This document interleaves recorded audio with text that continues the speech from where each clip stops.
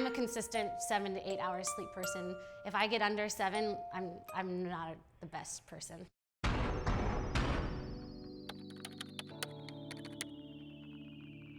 That is something that I'm still trying to figure out myself. I just follow my nightly routine. What I do to get best quality sleep is drink my NeuroMag about 30 minutes before bed. Although I try to set aside seven hours a night to try sleep, although I don't normally get that much. So it's really important that you shut off technology right before you go to bed. I stop looking at my phone. Just try to shut down all the electronics before bed. So that your body can really relax and your brain can shut off. So it doesn't take you about an hour to fall asleep.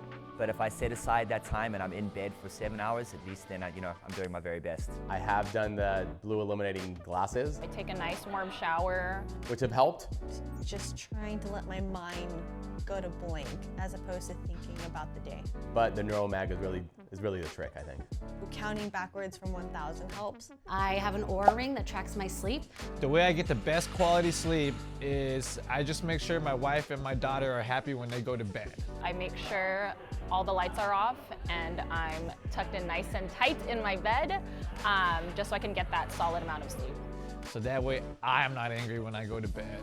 I've heard somewhere that if you have a set routine every night, your brain starts to learn that you're going to go to sleep at this time after you do these 5 steps in a row. You know, you need to slow it down and, you know, turn the lights off, make sure there's nothing going on in the room.